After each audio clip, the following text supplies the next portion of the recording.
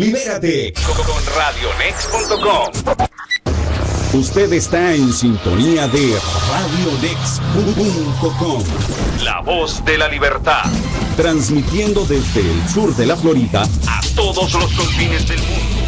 Diciendo la verdad y nada más que la verdad. ¿Aló? ¿Ya? ¿Ya estamos al aire? Al aire estamos. A ver, seguro. Perfecto, alto y claro. Ok. Así comienza este programa, sin nada preparado. No queremos improvisar, lo que vamos a hacer es construir con ustedes. Queremos que este sea el programa de ustedes. No tiene nombre todavía. Alguien me sugirió La Voz de la Resistencia, pero me suena bonito a mí me gusta, pero no quiero ponerle el nombre yo, quiero que se lo pongan ustedes. Vamos a usar la radio, vamos a usar Twitter, vamos a usar el correo electrónico, la mayoría de ustedes lo conocen, epalacio36@gmail.com. El Twitter también algunos lo saben, es @palacioemilio. Tengan cuidado porque hay por ahí otros de estos que copian, que fingen ser uno. Acá no, acá soy yo, @palacioemilio. No vamos a usar por el momento el teléfono. La mayoría de ustedes saben por qué. Fernando Alvarado ya debe tener preparado unos 30 teléfonos para empezar a llamar, a insultar. Y el problema no serían los insultos realmente. Luis, quiero aprovechar para presentarles a Luis Ortiz. Gracias. Luis, gracias. Luis va a trabajar con nosotros en este programa, él va a estar a cargo de los controles.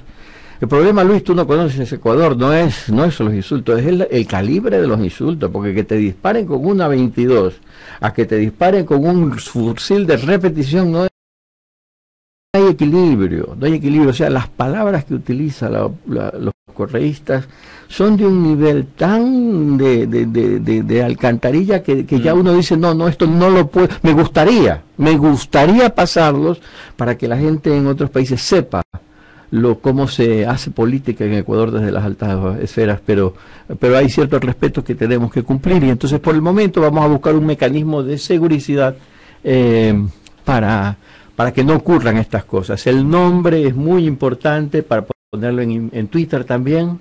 Acá Donatella. Sugerimos este hashtag para ver si le puede ser útil. Acá Donatella, que es la directora de la radio. A propósito, estoy aquí en la Radio Next. Algunos lo podrán ver quizás por las imágenes, es una casa bonita, pequeña. Luis, creo que esto no pertenece a la CBS ni a la NBC, acá no están en los grandes capitales por lo que veo, no, están los chiquitos. Podemos ofrecerle agua, creo. Bueno, vamos a algo más sustancioso. La gente escucha para oír noticias, comentarios políticos, así que luego seguiremos hablando de nosotros mismos del programa. Luis, te pido que vayas preparando la llamada a José Hernández. No se confundan, no quiero llamar a mi amigo José Hernández, el periodista colombiano que vive en Ecuador, que ha hecho un gran trabajo con la prensa en nuestro país, que ha sentado cátedra y que se ha peleado bravamente por defender la libertad de expresión en estos años, sino con otro gran periodista, José Hernández de Venezuela, que vive aquí en Miami. ¿Por qué tenemos que hablar con él? Porque la noticia del día, obviamente, en este momento es qué pasa con Chávez. ¿Se murió? ¿No se murió? ¿Se va a morir? ¿Es verdad?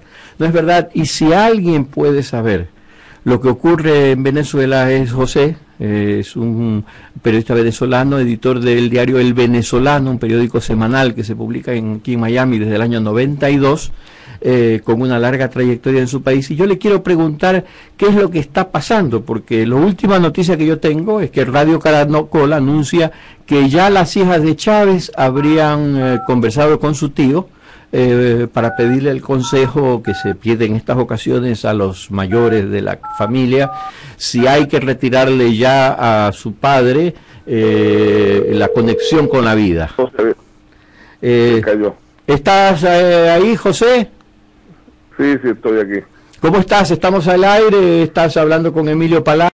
Nos están escuchando nuestro público, que supongo que por ahora serán poquitos, siempre los primeros son pocos.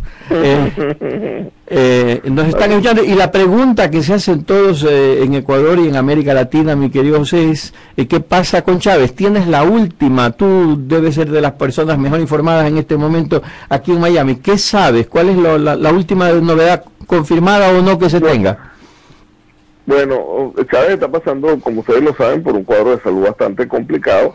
Las últimas intervenciones que han aparecido son las de Evo Morales, también diciendo la tragedia del presidente venezolano.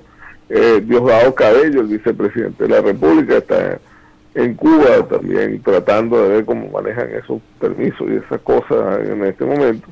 Hay gente que dice que el gobierno, parte del gobierno o los que están encargados del gobierno están cayendo en traición a la patria por el manejo que están haciendo de la situación. Y bueno, o sea, es toda una serie, un compendio de cosas que vienen derivadas de un estado de salud muy complicado que tiene el presidente, que además del cual no se sabe exactamente qué es lo que pasa o no pasa. A ver, pero entonces, José, comencemos por ahí. ¿De verdad está enfermo Chávez? ¿De verdad está en agonía? ¿De verdad debemos esperar su muerte? Yo creo que de verdad debe estar muy enfermo porque está en esta situación. Una persona tan expuesta y tan apegada a esa exposición no debería estar viviendo lo que está viviendo, sobre todo cuando quedan apenas 7 días para la toma de posesión, y sobre todo para el sábado que se elige la directiva de la Asamblea Nacional. Qué terrible, José, que debamos nosotros reconocer que estamos casi seguros de que es verdad que el presidente de uno de los países latinoamericanos más importantes está al borde de la muerte, pero que no lo podemos afirmar con seguridad porque hasta eso se nos oculta a los ciudadanos. Es decir, la garantía de que los actos públicos... Es un horror desde el punto de vista informativo, y ahora, por ejemplo, a Globovisión le acaban de acusar de una manera insólita de que es inaceptable que nombren a Nicolás Maduro como encargado de la presidencia, cuando el propio presidente Chávez lo nombró encargado de la presidencia, pero el ministro de Información, Vladimir Villegas, no me acuerdo, ya se me olvidan los nombres de los Villegas, decidió que había que acusar a Globovisión de situación inaceptable desde el punto de vista informativo, por decir esa semejante, por llamar a Nicolás Maduro presidente encargado, que eso es inaceptable, o sea, y ahora la culpa es de Globovisión. Lo que pasa es que en Venezuela, yo no sé si pasa en Ecuador, pareciera que el frío está en las cobijas. Así está, pasa lo mismo, pero lo que sí queda claro con esto que nos estás contando es que más allá de qué tan grave sea la enfermedad de Chávez, lo que hay en este momento en Venezuela es una lucha por el poder.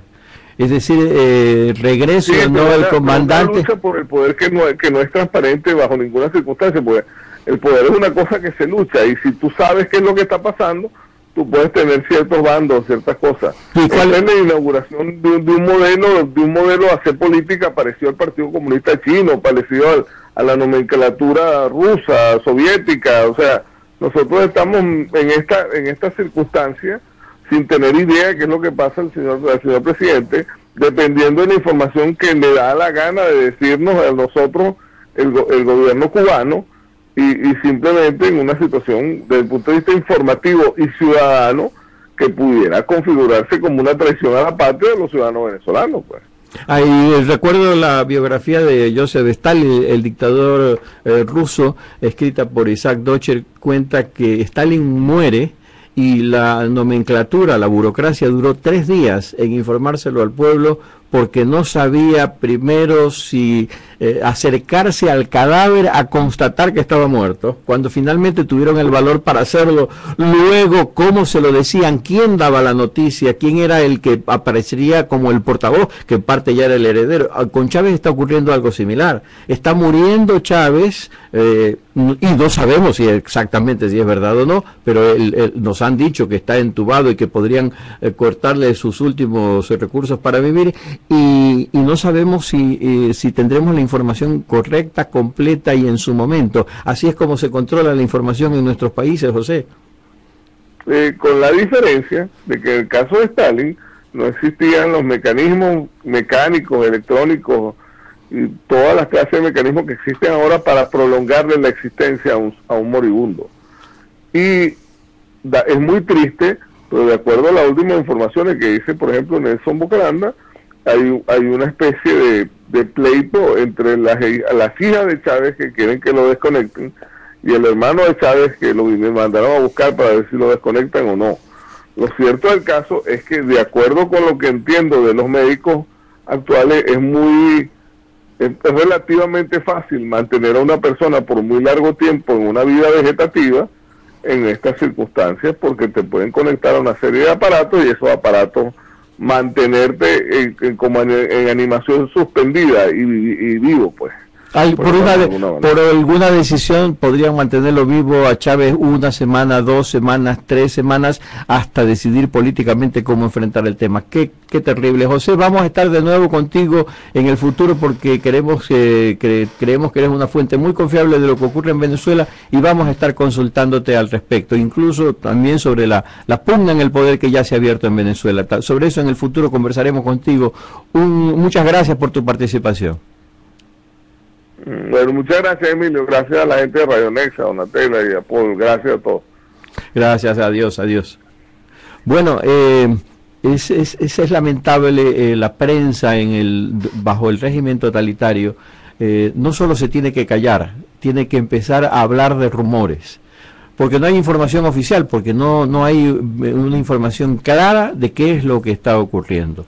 Algo muy similar a lo que pasa, por supuesto, en nuestro país. Vamos a las noticias de Ecuador. ¿Cuáles son las noticias más importantes en estos momentos de lo que yo he recibido hasta este instante que hablo con ustedes? Me parece que lo más destacado son, primero, que Galo Lara denunció a la Fiscalía a Jorge Glass por plagio. No voy a tocar el tema con abundancia, lo vamos a mencionar apenas, que seguramente llamaremos a Galo Lara en los próximos días para conversar. Yo creo que a Glass, permítame una broma, hay que agradecerle, porque creo que ahora por primera vez nuestros hijos van a comprender por qué es tan grave el copy-paste. Confesémoslo nosotros mismos en nuestras casas. A veces lo vemos al pobre muchacho desesperado haciendo su deber, su tesis, y decimos, bueno, ya que haga trampa un poquito porque no se puede. Y no nos damos cuenta de lo grave que significa eso. Yo tuve una alumna cuando estaba todavía en Ecuador en clases de periodismo y me trajo un día un copy-paste. Hoy en día es tan fácil detectarlo. Hay unos software que tú pones allí y te sacan con subrayado, con azul, con amarillo, los copy-paste. Y se lo muestro a esta chica. Se enojó conmigo. Creyó que estaba exagerando, que bueno, que unas 4 líneas, ¿qué diferencia hacen? Creo que la vergüenza que rodea en este momento al señor Glass por haber hecho copy-paste, espero que les sirva de ejemplo a nuestros hijos de lo que no hay que hacer. No se trata de robar unas ideas, no se trata de copiar unas líneas, es más que eso, es no ser honesto con uno mismo. No ser honesto con uno mismo. Por supuesto, ese es el régimen que vivimos en el Ecuador. Dejemos también eso para más adelante.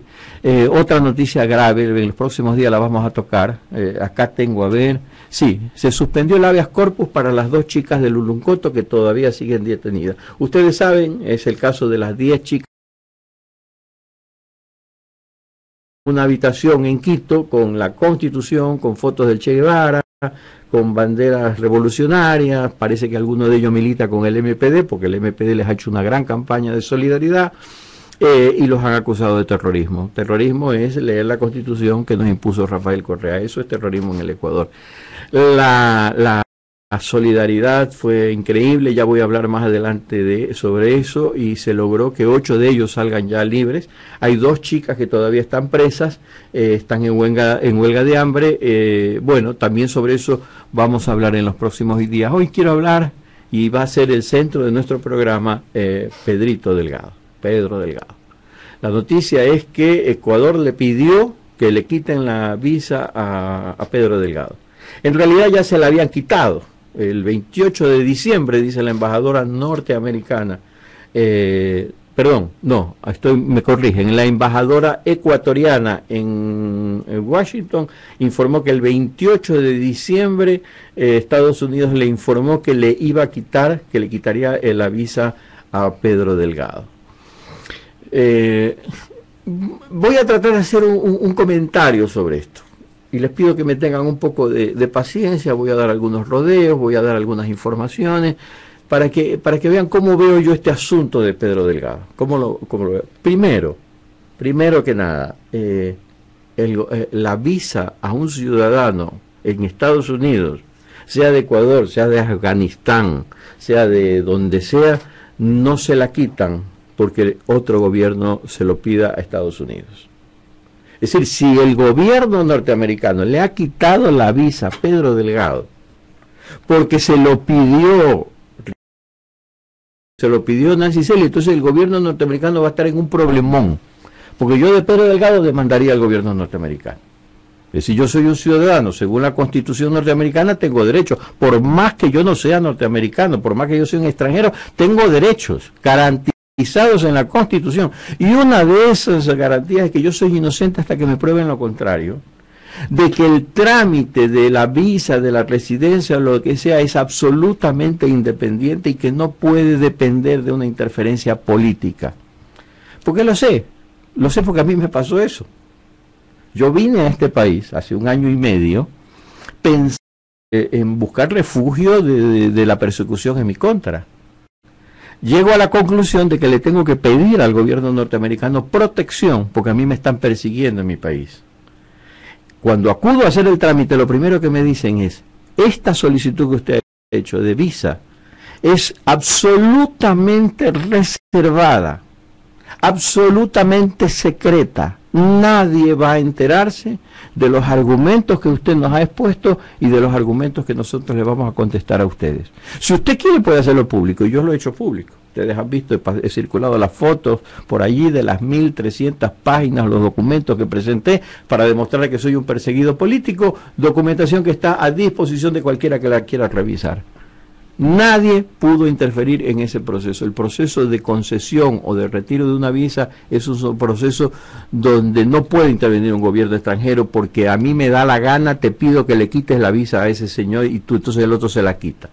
Lo que ocurrió con toda seguridad es que Estados Unidos le informó a Rafael Correa que le iba a quitar la visa a su primo Pedro Delgado, falsificador de títulos, y el gobierno muy hábilmente, para eso Correa es vivísimo, para eso decía, el talento de Correa precisamente es eso, el show, el marketing, entonces él sale a decir, le vamos a quitar, a pedir que le quiten la visa. Le quitaron la visa, ganamos, logramos lo que queríamos. Primer aspecto que quería dejar sentado. No he podido tomar contacto hasta este momento, la noticia fue tan reciente que no pudimos hacerlo, con algún abogado experto en inmigración para que rectifique o aclare o me diga: no, Emilio, en tal circunstancia un gobierno extranjero puede pedir que le quiten la visa a un señor, ¿no?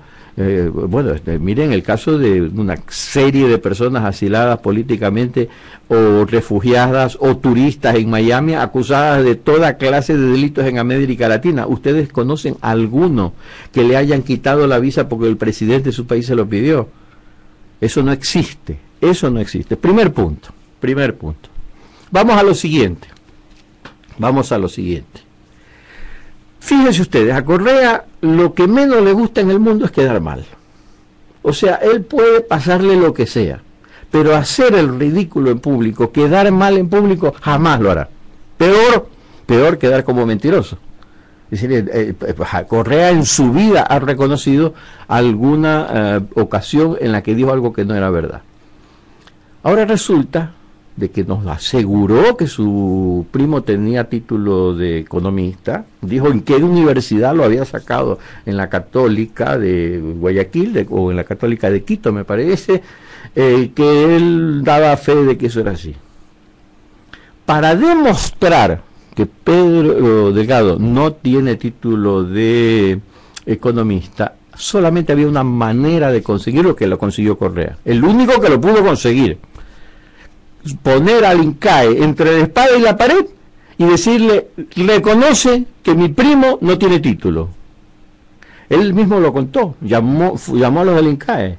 Qué serios que han sido estos del INCAE. No querían hablar para nada los del INCAE, qué gente más seria esta. Así que los llamamos por teléfono a Pedro Delgado, le pusimos el teléfono al rector del INCAE y el Pedro Delgado le dijo, denle la información y nos la dio. Imagínense ustedes, yo también, me imagino yo que el rector del INCAE estará pensando en una demanda por injuria contra Rafael Correa.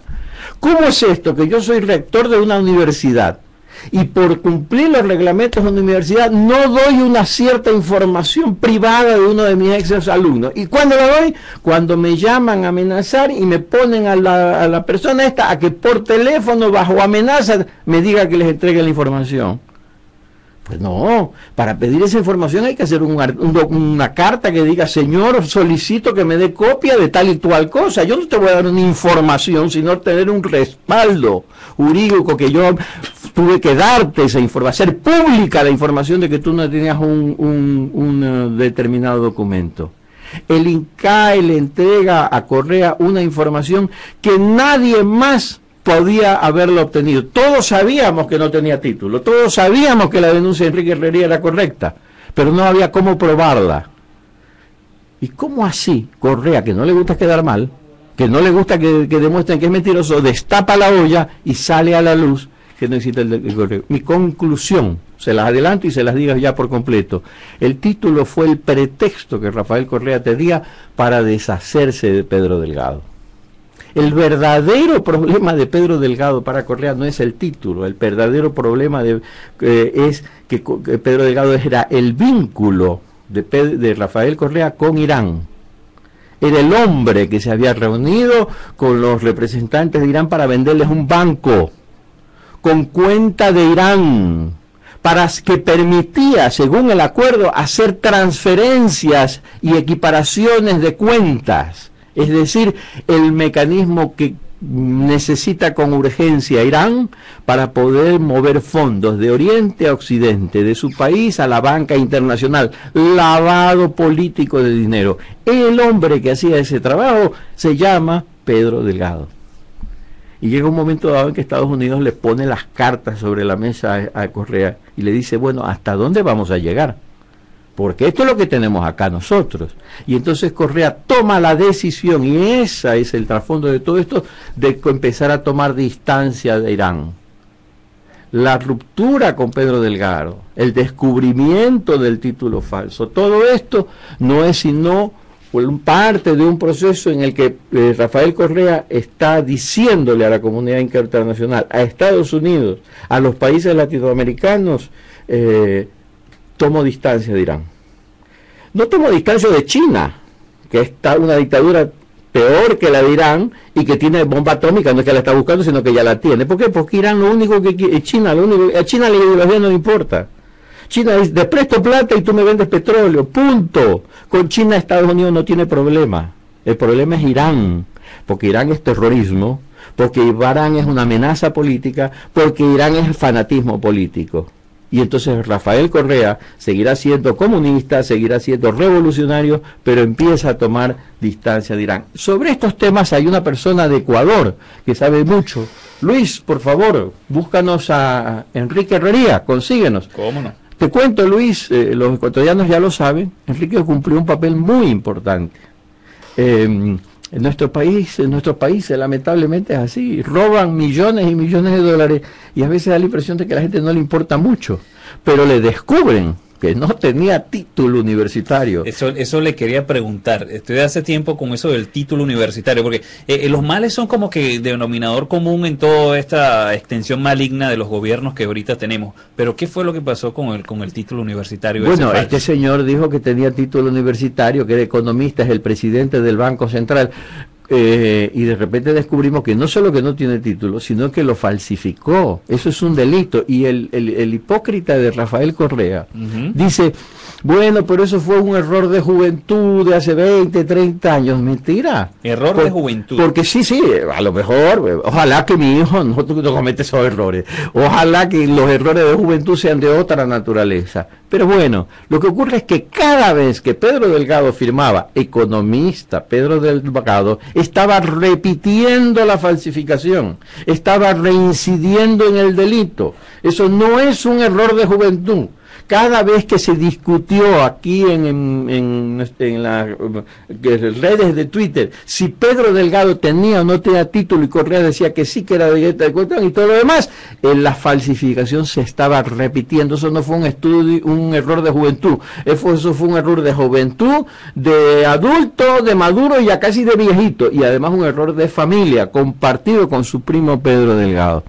Entonces, el que descubre todo eso, ¿quién es? Enrique Herrería, asambleísta, con el que vamos a hablar dentro de muy poco, no logra la prueba final, ya la huella dactilar impresa, no el casquillo de la bala, no, que era la declaración del INCAE de que el título no existe. La logra el propio Correa, se la sacó de un lugar donde nadie la podía sacar, y la única explicación es porque ya Estados Unidos le había dicho a Rafael Correa: Pedro Delgado es el hombre de Irán, comprometido con Irán, nosotros no vamos a tolerar eso, y Rafael Correa toma distancia. Enrique, ¿estamos contigo? Sí, que fue, primo. ¿Cómo estás? Estamos al aire, mi querido Enrique. Un gusto escucharte, la gente de la Resistencia te está escuchando. Qué gusto escucharlos a todos ustedes también, poder conversar con ustedes, Emilio, es un gusto siempre oírte. Estamos contigo y con los amigos de la Resistencia en esta pelea porque el Ecuador vuelva a vivir democracia, que regresemos al Estado de Derecho. Enrique, ¿qué es lo último que tú sabes? Tú eres una persona también, fuente informada, en este caso de Pedro Delgaditis y temas afines. ¿Qué sabes? ¿Le quitaron la visa? ¿Salió corriendo? ¿Qué pasó? Bueno, anoche, alrededor de las 8 de la noche, el presidente de la República en un canal de provincia expresó que le había ordenado a la embajadora Nathalie Celi que pida al Departamento de Estado la cancelación de la visa de Pedro Delgado. Hoy día, muy temprano en la mañana, o anoche mismo me parece, la embajadora Nathalie Celi, a través de su cuenta Twitter, envió una comunicación en la cual se hacía eco de lo que había manifestado el presidente. La interrogante que yo me planteo es, ¿fue iniciativa del presidente de la República solicitarle al gobierno norteamericano la cancelación de la visa, o en su efecto ya el Departamento de Estado había abierto algún expediente en el propósito de cancelación de la visa, de lo cual se enteró el gobierno, y podrían intentar aparecer como que fue iniciativa de ellos, que se ha suscitado al interior del país la lesión grave a la credibilidad del presidente Correa y el bochorno internacional? Todavía eso ahí no lo conocemos. Yo creo que en las próximas horas o días habrá algún boletín de la embajada aquí en el Ecuador, o en su defecto desde el propio Departamento de Estado, dando las razones por las cuales se le canceló la visa a Pedro Delgado y se le ha concedido un término perentorio que no sé si será 24, 72 horas o algún poco más, para que abandonen los Estados Unidos él y los dos miembros de su familia. La información de que el gobierno norteamericano le quita la visa a Pedro Delgado por solicitud de la embajadora rompe todos los informes que yo tengo, Enrique, de cómo funciona la concesión de la visa en Estados Unidos. Le contaba a los radioescuchas hace un momento que yo mismo tuve que hacer una solicitud especial, como todos lo saben, de asilado político. Y me quedó muy claro de mis largas reuniones con abogados, con gente experta en el tema, con la gente de la Homeland Security, del Departamento de Estado, de que eso es un proceso en el que no interviene nadie, menos aún un gobierno extranjero. ¿Tú crees que el gobierno de Barack Obama podría haber atendido una solicitud de Rafael Correa de quítenle la visa a mi primo porque descubrí que es un mentiroso? No, creo que no, y hay un antecedente.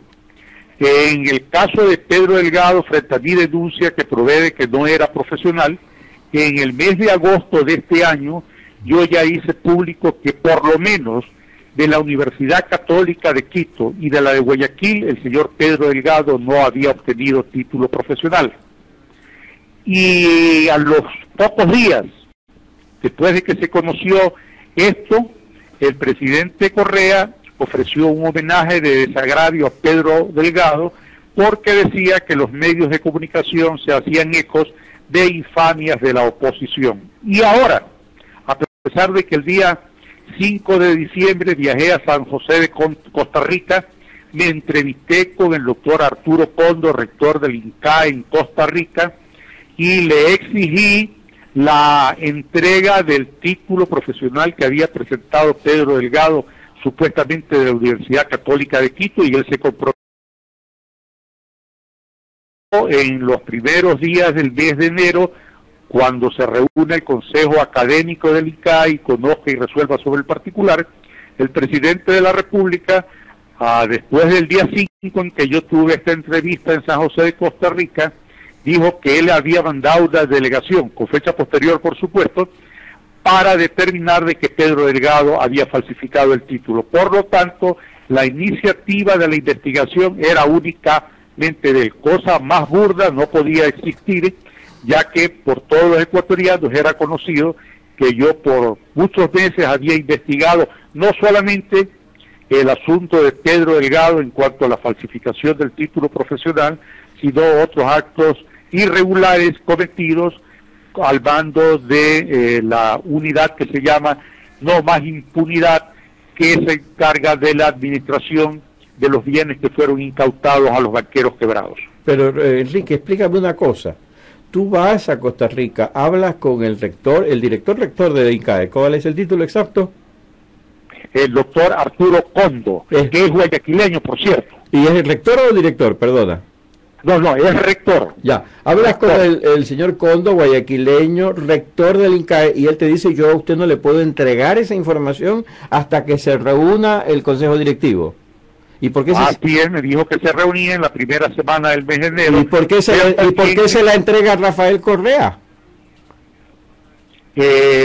Bueno, supuestamente Rafael Correa, que había recibido el beneplácito y se había congratulado el rector del INCAE con los enviados que habían iniciado la investigación para determinar el delito de Pedro Delgado, no lo tiene el título profesional, pero ya no es necesario ni siquiera para efectos judiciales que se entregue el título por parte del INCAE, porque hay un viejo adagio en derecho del mundo entero que dice: a confesión de parte, relevo de pruebas.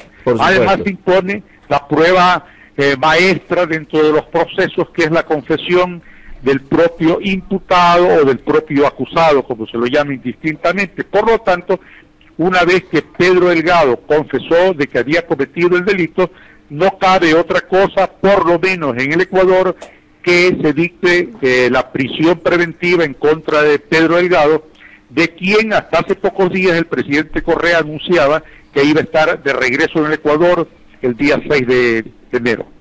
Enrique, me han pedido que hable contigo no solo de Pedro Delgado, sino también de Enrique Herrera. ¿Cómo se siente ser el héroe del día? No me siento de forma alguna. Yo creo que estoy encarnando lo que es un sentido clamor del pueblo ecuatoriano de fiscalizar los actos de corrupción que existen en el gobierno. Se ha elevado la rapiña casi a tesis de Estado en el Ecuador, y eso fastidia enormemente a los ecuatorianos, y han visto con mucho beneplácito, y también ellos han sido generosos, los ecuatorianos, en favor mío, reconociendo el mérito de estar luchando para el regreso de la democracia y para descubrir estos casos de corrupción tan graves. Pero no solamente es Enrique Herrera, no. Espérate, Enrique, está bien, me estás contestando como político, pero yo quiero que me hables como ser humano. Son 6 años de pelea contra un gobierno fregado. Uno llega a momentos en que se desalienta. Uno llega a momentos en que piensas que las cosas no van a cambiar, que esta dictadura se queda para siempre, y de repente obtienes semejante victoria contra la dictadura. yo quiero que le hables esto a la gente porque es importante que sepamos que le remarquemos esto, Enrique, que si damos pequeñas batallas logramos pequeñas victorias. Tú sientes que lograste una pequeña victoria, ya sabemos que otros ayudaron, que no eres solo tú, sí, pero tú te sientes más fortalecido ahora como político, como ser humano, como ciudadano ecuatoriano por esto que hiciste y que lograste y que todos te apoyamos y te agradecemos. Sí, por supuesto, porque ya que tú me lo recuerdas, hago una recapitulación desde el primer día en que Rafael Correa se entronizó como aparente presidente de los ecuatorianos y fue un dictador. Desde ese día yo le hice oposición. Cuando le hice oposición no tenía ninguna organización política, ni partido político, ni movimiento que me apoyara, ni peor grupo económico que me sirviera de respaldo. Lo hice a título individual y en esa tarea yo perseveré por 2 años hasta que fui convocado por un movimiento cívico de la ciudad de Guayaquil para que venga de candidato a la asamblea, lo que efectivamente se cumplió con una votación alrededor de 500.000 ciudadanos que confiaron en lo que yo les ofrecí. Pero no les ofrecí nada más que fiscalizar al gobierno de Rafael Correa en el propósito de que el Ecuador vuelva a vivir al Estado de Derecho, y en eso me pasé, ya luego de haber sido electo, casi 4 años que estamos a punto de cumplirlo dentro de poco, y creo que no he defraudado a los ecuatorianos, y lo siento en las calles del país, porque a donde camino hay gente gentil y generosa que se me acerca a decir: usted ha cumplido lo que le mandó el pueblo ecuatoriano y está con valentía defendiendo la democracia y también recogiendo este clamor ecuatoriano de lucha contra la corrupción. Pero ¿y por qué tuviste que romper con Madera de Guerrero para hacer eso? Bueno, porque yo veía que había una inactividad absoluta por parte del bloque parlamentario, y hasta el día de hoy no ha habido un solo acto, no estoy hablando de alguna acción concertada, un solo acto, una sola manifestación de fiscalización de los actos de corrupción del gobierno. Por lo tanto, cuando vi de que no había el propósito firme de luchar por lo que le habíamos ofrecido a los ecuatorianos, decidí separarme, como lo dije el día en que lo manifesté, irreversible y definitivamente del bloque parlamentario de Madera de Guerrero, porque yo creía que iba a andar con más agilidad, solo sin necesidad de las trabas que podían ocurrir dentro de un grupo ciudadano que eran los que integrábamos el bloque de asambleístas. Aclarémosle a los locutores de otros países que Madera de Guerrero es uno de los partidos del alcalde de Guayaquil, Jaime Nebot, que hasta hace poco aparecía como la figura más sólida de oposición al gobierno y que lamentablemente paulatinamente fue adoptando un perfil cada vez más bajo hasta que ha pasado a limitarse a su actividad exclusivamente como alcalde. Enrique, que también me piden que te pregunte con quién estás. Hay 2 candidatos a la presidencia del Ecuador en este momento que tienen más fuerza: Guillermo Lasso, ex banquero, y Lucio Gutiérrez, ex presidente y ex coronel. ¿Tú estás con alguno de los dos, con una tercera opción? ¿Cómo ves el panorama electoral? ¿Por quién vas a votar? ¿Cuáles son tus preferencias? Yo he dicho con toda firmeza que daré mi apoyo irrestricto, sin condiciones, al candidato de la oposición que ofrezca lucha tenaz en contra de la dictadura que viven los ecuatorianos, al candidato que dedique un capítulo de su programa de gobierno a acabar con la rampante corrupción que existe en el Ecuador desde hace 6 años. Y hasta el momento no he visto que con toda la firmeza que es necesario en estos momentos los candidatos presidenciales hayan encarnado esta sentida aspiración de los ecuatorianos. Si Guillermo Lasso o Lucio Gutiérrez logran concretar esta aspiración de los ecuatorianos, que es también la de Enrique Herrería, en ese momento, sin dubitar, ingresaré a pelear en la campaña conjuntamente con ellos.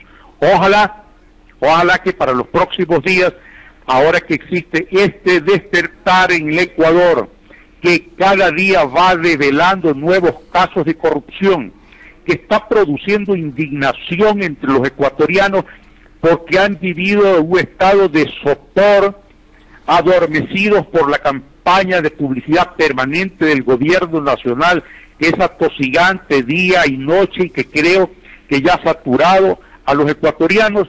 Ojalá que todos los candidatos, que por supuesto tienen merecimiento, los candidatos que están en la presidencia de la República, logren coger esta bandera de lucha contra la corrupción y empezar a actuar con mucha más firmeza. A ese candidato que vaya a coger esta lucha por la libertad, por la democracia y en contra de la corrupción, yo lo respaldaré. Enrique, los radioescuchas tienen derecho a saber cuando el periodista, el entrevistador y el entrevistado tienen algún tipo de vínculo. Enrique, nosotros somos socios, somos parientes, somos amigos, somos vecinos. ¿Qué somos tú y yo? Ahora que tú me preguntabas si tengo alguna satisfacción personal por esta lucha de 6 años frente a un gobierno tiránico, dictatorial, me recordaba lo que decía un tío tuyo y mi padre, repitiendo al filósofo griego Sócrates: hay que ser sencillo con los humildes y altivo con los soberbios. Esa práctica que la llevó mi padre y tu tío, que la has llevado tú con altivez, con dignidad, tú que te enfrentaste no solamente a los juicios que te siguieron por parte de Rafael Correa, sino que te enfrentaste solo a hordas de asalariados que te agredieron físicamente y nunca perdiste ni tu altivez ni tu dignidad. Es lo que nos enseñaron en tu casa y en la mía. Es lo que aprendimos de nuestros padres, madres y abuelos. Y ese es el vínculo no solamente de carácter sanguíneo que tengo contigo, sino de pensamiento, de espíritu, que nos hermana, y más ahora que los dos hemos sido víctimas de una persecución perversa, en el caso mío particular, por parte también de un tuyo, de quien te persiguió, el Camilo Samán, tesorero de la campaña de Rafael Correa. A mí también me planteó un juicio, no me acuerdo cuántos millones te pidió a ti, pero a mí también pedía 3 años de cárceles y $10 millones de indemnización, después de que yo dije que antes de ser miembro del gobierno era muy pobre y que ahora es millonario, cosa que lo ratifico, y que este día lunes de la próxima semana, el 7 de diciembre, voy a concurrir ante la Fiscalía General del Estado del Ecuador a presentar todas las pruebas de que este hombre era pobre y ahora es rico, lo que supone el delito de enriquecimiento ilícito. Bueno, yo tengo algunas pruebas que te puedo enviar para demostrarlo. Acuérdate que dije que era un revolucionario que se había vuelto próspero de la noche a la mañana y se puso furioso por eso. Ahí tengo un montón de papeles para corroborarlo. En el momento que me los pidas te los envío. Enrique Herrería Bonet fue primo hermano de mi madre, María Urrutia Herrería. Para mí es casi como un hermano, aunque Enrique, muy pocas veces estuvimos de acuerdo políticamente, ¿ah? Yo era trotskista y tú eras de la izquierda democrática. Después... Yo era socialdemócrata y tú estabas más allá de la socialdemocracia.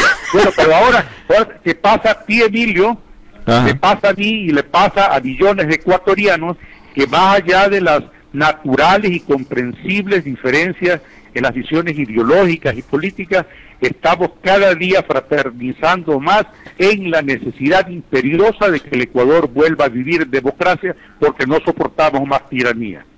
Enrique Herrería ha estado con nosotros, un saludo, volveremos a hablar con él sobre otros temas que seguramente dará noticia el asambleísta del momento. Bueno, hay muchos que dicen que lo de Pedro Delgado fue un triunfo de Enrique Herrería, y sin duda que lo fue. Pero fue un triunfo compartido, también hay que reconocerlo, y lo digo esto con mucho respeto para lo que hizo Enrique, sin ninguna duda, sin restarle nada a él, pero yo sostengo que lo que el logro, la victoria que se obtuvo con lo de Pedro Delgado hubo 3 protagonistas.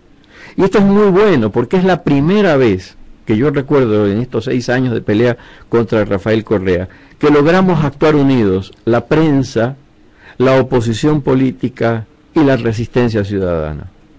Durante estos 6 años, la tragedia que hemos tenido por su lado.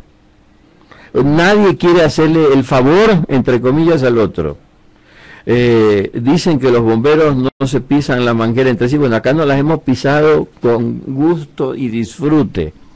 Hemos hecho lo posible, los prensa, para que los políticos no puedan enfrentar a Correa. Los políticos han hecho lo posible para que la prensa no diga todo lo que tiene que decir. Y los ciudadanos en medio hechos la mortadela del sándwich sin encontrar una forma de expresar toda su rebeldía y lograr triunfo. En esta ocasión, la prensa, el diario El Universo, el diario El Comercio, otros diarios también, sin ninguna duda, Janet y Nostroza le dieron al tema de Pedro Delgado, de Dusac, bueno, todo ese negociado. La resistencia, que yo la llamo, los tuiteros,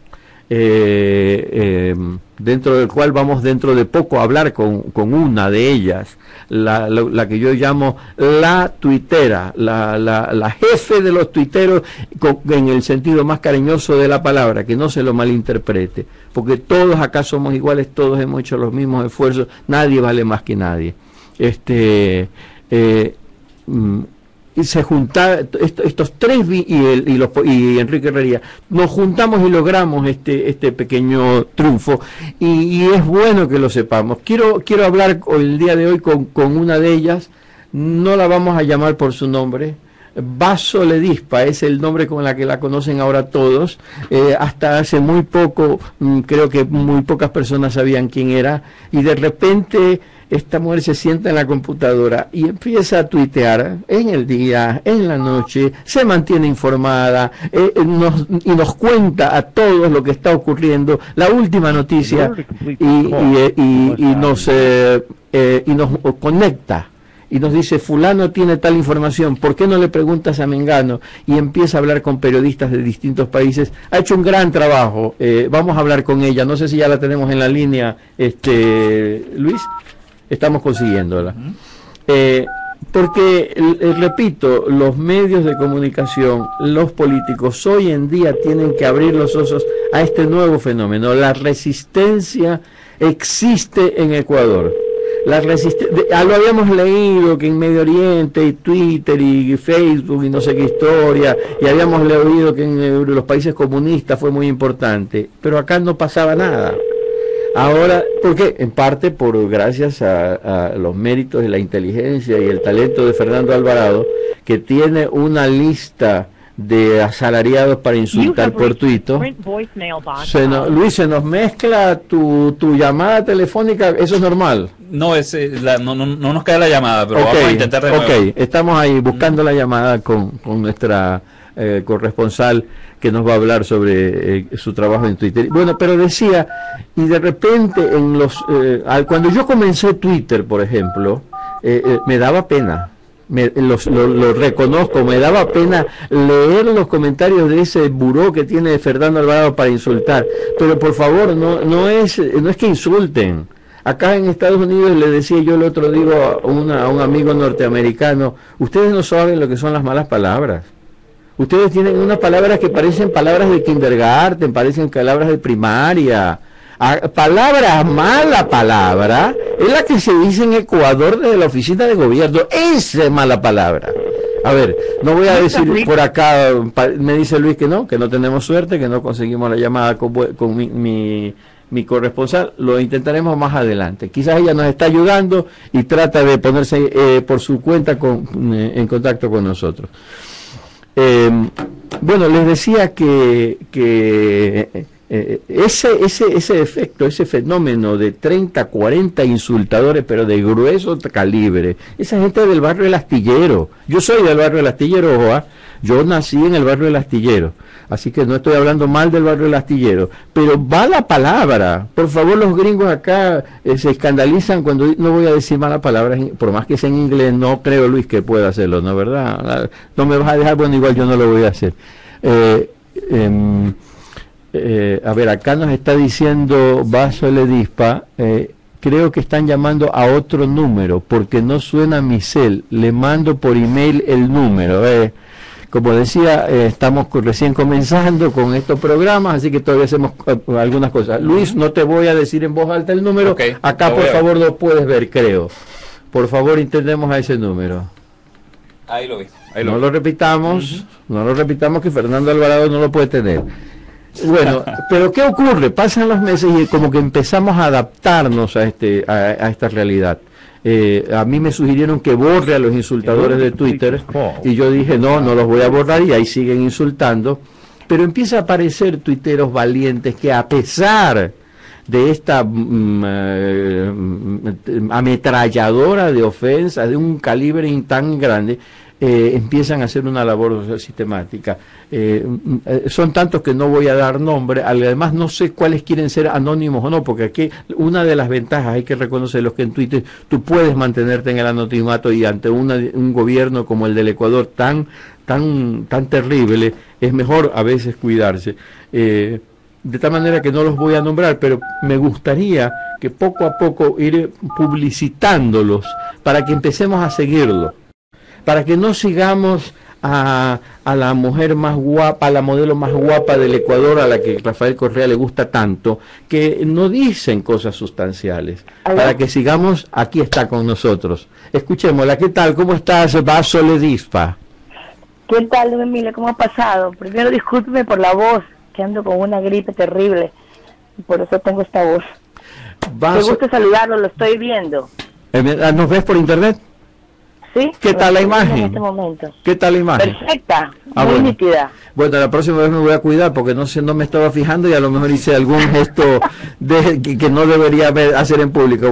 Vamos a tomar en cuenta eso y traeremos la próxima vez a lo mejor imágenes. Esto es un programa Vaso Ledispa que lo estamos haciendo al marchar. No tenemos música, no tenemos comerciales, no tenemos nada. Lo vamos a ir no tenemos nombre a propósito, ¿ah? Y les recuerdo a todos, pónganos un nombre.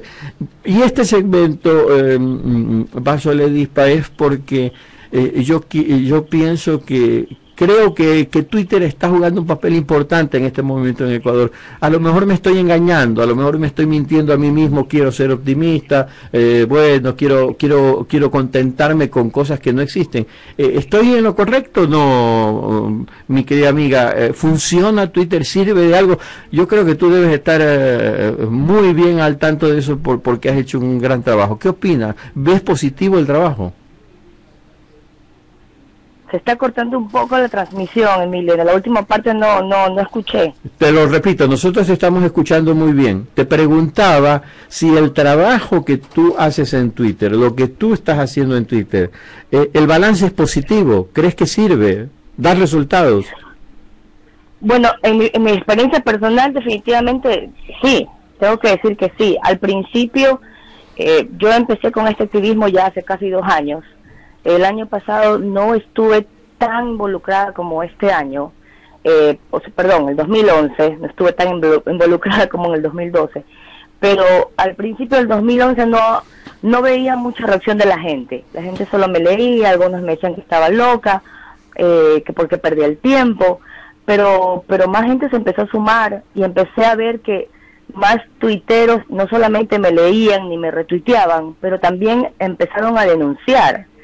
Y ahora es una cuestión masiva. Ellos denuncian, igual que yo, ponen noticias. Si ellos no se atreven a ponerlas, me las mandan a mí para que yo las publique. Muchos ya opinan duramente en contra del gobierno, ya alzan su voz. Antes no lo veía tanto. Y por supuesto que yo veo un cambio muy, muy fuerte desde el 2011 hasta ahora en lo que es los tuiteros, ¿no? Alzando su voz, como dije, y reclamando por todos estos abusos, atropellos de este gobierno dictador que tenemos ahora en Ecuador. Tú, no vamos a dar tu nombre, no lo queremos dar, a lo mejor tú quieres o no quieres, no sé, te pido que esperemos porque lo lindo de Twitter es que no necesitas saber quién es la persona. Lo lindo de Twitter es que lo que importa es lo que dice esa persona. Y hay dos clases en este momento, los que dicen vascosidades y los que dicen simplemente lo que ellos creen que es la verdad como eres tú. Así que esa es la verdadera verdad tuya que nos interesa, no tanto tu identificación. Pero háblanos de ti, no por tu nombre, sino por lo que tú eres. Veo en internet que tú eres una adicta al cine y a la televisión. Eso es lo que te gusta hacer. Sí, yo trabajo en producción de televisión y cine acá en la ciudad de Nueva York. Trabajé por algunos años en Ecuador en televisión y luego vine para acá, para Estados Unidos, a buscar más mercado, porque siempre pensé que había muy pocos canales de televisión en Ecuador y yo era muy joven.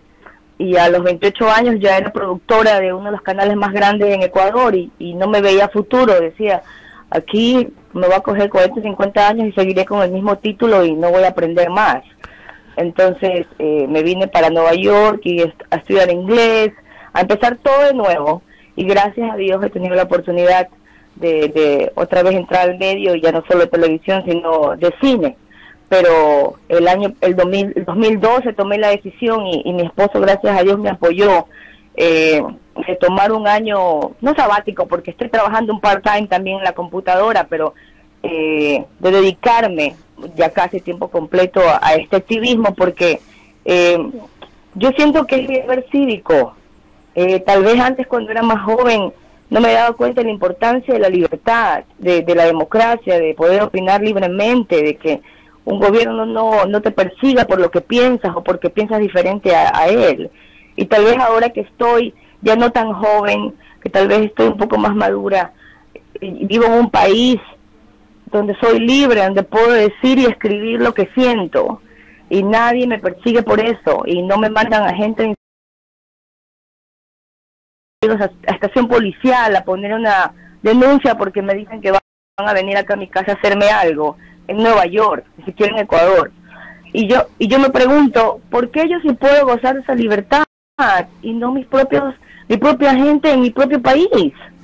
Entonces pienso que ese es el deber cívico con el que yo todos los días hago lo que hago, y creo que mucha gente se está uniendo, está sintiendo esa obligación cívica que tenemos como ecuatorianos. Creo que es el momento de dejar la individualidad, de pensar que porque no es conmigo no hay problema, porque a mí no me tocan o no es con mi familia, no es conmigo. Y no, sí es con nosotros. Los 10 Luluncotos somos todos. Fernando Valda, Carolina Llanos, todos esos presos políticos somos nosotros. Puedo ser yo, puede ser mi hermana, mi mamá. Y hoy fueron por ellos, mañana vienen por nosotros.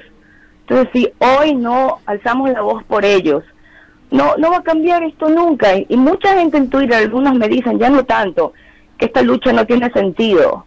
Claro que tiene sentido. Una sola voz hace la diferencia. Una sola persona. Empezando por uno mismo se inicia el cambio. Y creo que estamos viendo ese cambio. Como hace un rato usted decía, don Emilio, muchas cosas se han logrado en Twitter. La gente está reclamando fuertemente y es increíble. Se viene una oleada y ya no solamente es gente en Ecuador, son tuiteros fuera de Ecuador, periodistas fuera de Ecuador, como vimos ahora último con Fernando del Rincón en CNN, como estuvo súper frontal con Correa con lo del caso de Delgado. Entonces, esto es mucho más fuerte y creo que ya no estamos tan solos como pensábamos o como el gobierno nos quiere hacer creer. Somos muchísimos más. Betty, no sé si hicimos bien o no el primer programa de la Resistencia, pero tú le has dado un final espectacular. Las palabras que acabas de expresar llevan el fondo de lo que nosotros queremos transmitir a ustedes, mis queridos amigos, y que esto sea la despedida de Vasoledispa y que sea la despedida del programa. Los martes y los jueves en Radio Next de 2 de la tarde a 3 de la tarde haremos el esfuerzo. No tenemos recursos, no tenemos patrocinadores, tenemos unos amigos que nos han dado un espacio chiquito a cambio de un modesto, y vamos a estar con ustedes, y este programa lo van a hacer con ustedes, lo va a estar nuestros invitados, lo va a hacer Pablo Guerrero desde la República Checa, al que vamos a llamar algún rato, lo va a hacer Galo Lara, perseguido junto con su esposa, al que lo vamos a llamar. Lo van a hacer los 10 del Luncoto. Queremos que nos cuenten quiénes son, cómo se llaman, a qué se dedican, qué hacen. Queremos que el país sepa que hay una resistencia, que esa resistencia está hecha por seres humanos con debilidades, con sufrimientos, con alegrías, con éxitos también, con triunfos, con pequeñas victorias, pero que eso va a ir creciendo. No sé cuánto tiempo. Nuestra meta ahorita es las elecciones, pero no sé hasta cuánto se va, y no importa. Lo importante es la pelea, es seguir adelante. Gracias, Vaso Ledispa, gracias, queridos amigos, estaremos con ustedes, recuérdenlo, el martes a las 2 de la tarde en Radio Next. Usted está en sintonía de radionext.com, la voz de la libertad, transmitiendo desde el sur de la Florida a todos los confines del mundo.